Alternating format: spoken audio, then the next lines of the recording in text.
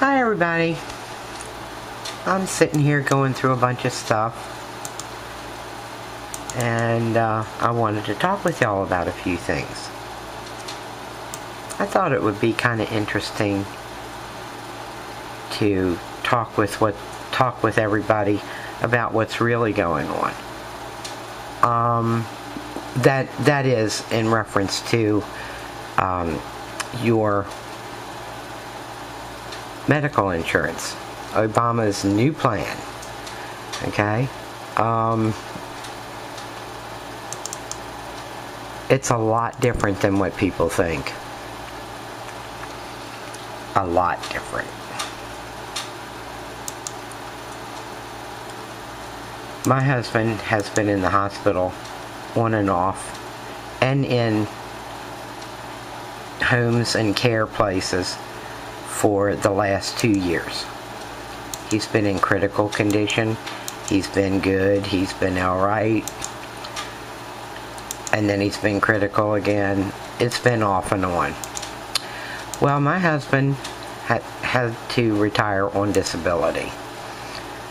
He has lost both of his legs in the last year. He's been exceptionally ill.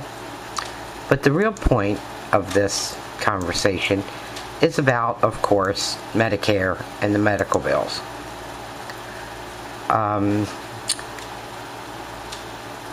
The medical bills are not really the issue. What is the issue is that Medicare, if you run out of coverage, which many people do when you have severe illnesses, if you run out of coverage, then they offer you what is known as Medicaid.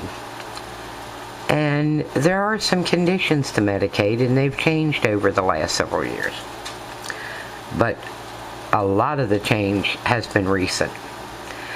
And that change is if you turn over your Social Security and any pensions or bonds or anything that you own up to a certain amount of money, you're not allowed to have specific assets, and they give you an allotment, which is very low, and the rest, what they do is that they take every bit of it. So if you're somebody like me, I'm a woman who has raised 4 children, worked on and off. I mean, I qualify for Social Security. I do have 10 years service in. However, it was all on and off working. Back in the day, of course, I'm older than dirt, so this doesn't apply to a lot of people today, but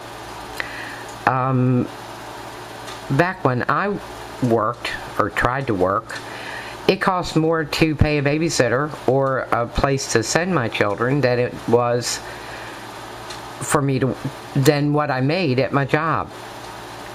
Now, I realize, that might be different today, but back then, that's the way you did it. Naturally, with 4 children, and not really being able to make any money by working and paying a babysitter, I stayed home, raised my children. So the only income that we really have, and myself, is through my husband, Russell. Well, if I apply for Medicaid so that he can go into a facility to have his wounds cared for and his resuscitator to work and all of those things that will keep him alive, we would have to turn over everything. My husband worked 32 years at the same job. He does get a small retirement fund, which we set up so that I would be the beneficiary because my husband was very ill and we didn't know whether he was going to make it even back then. Well, he also gets Social Security, which is my only income too. Well, now that Social Security and Medicare and all of that, Medicare has burned up. He's used it all. He has no more coverage for the rest of the year. The only way that he can get care, which he can't be cared for at home for this particular time, is to give up everything. So if we give away our Social Security and the small pension fund that he has, I'm out in the streets. It's really that simple. Of course, the hospitals think you're crazy, and they think that you don't know what you're talking about because they have all these social workers and case management people who tell them differently.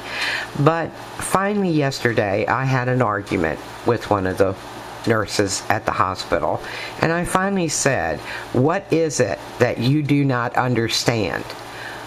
Do I have to bring in every legal document that I have received, which are many, to prove to you that for my husband to stay in a nursing facility will cost me living in the street with my handicapped son, or maybe in my car? Now, I've had a lot in my life, and I've also had very little. And I cope. I manage. I've done very well, actually, in the last couple of years. Even managed to prep. But where those preps are going to go and where we're going to live is going to be a really big question in the next few days. The real issue for me is that the medical business seems to think that they have total control over you. And they do. Technically, they do.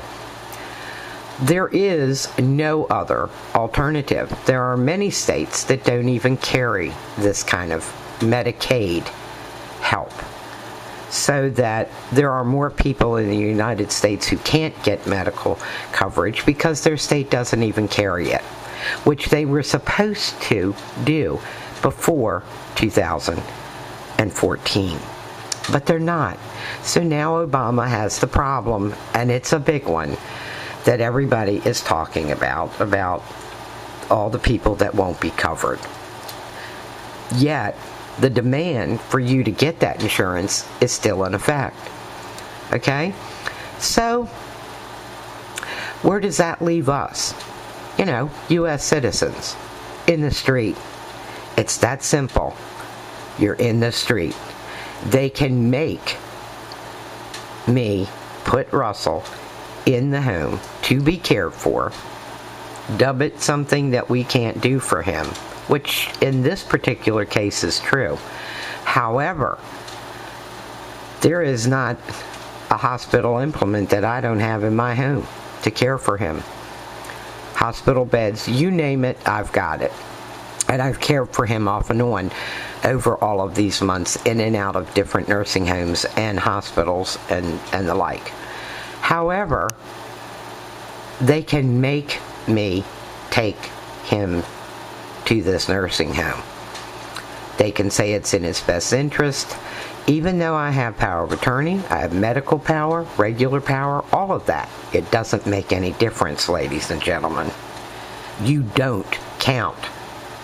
If they want him in a place, they will make him go into that place, into a medical facility. They will demand that you sign over his Social Security check, all of his pension funds, and every bit of money. If you don't see what's coming, you better open your eyes. I could be living in the streets in a couple of months. Well, actually, within the next 3 weeks. Okay? Then, whatever hasn't been paid, they will continue to keep. Even if my husband were to pass away, they will continue to keep his money for as long as it takes to pay whatever bills we have. That's in the $10,000, $20,000 range right now.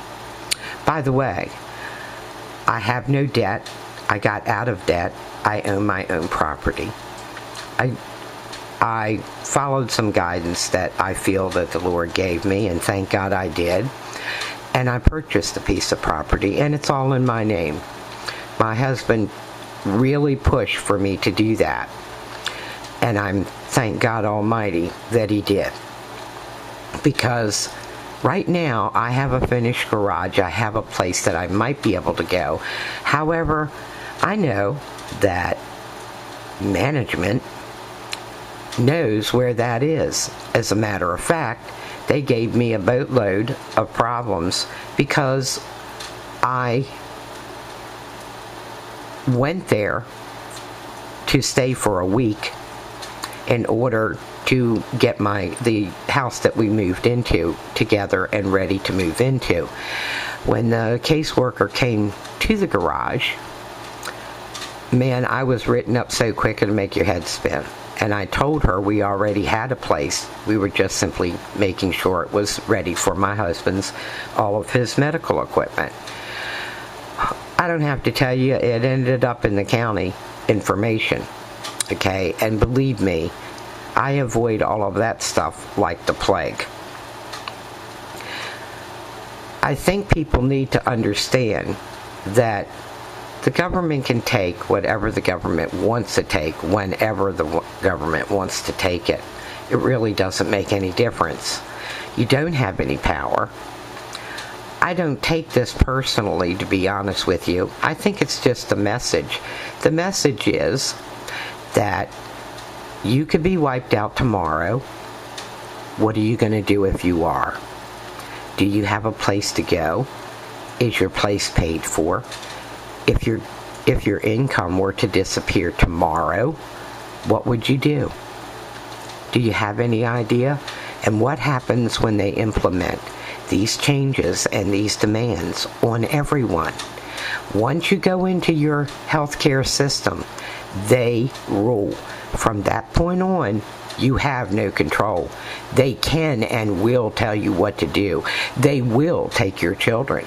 They will put them in all of the things that you've seen, like on TV, where they take the kids and this and that.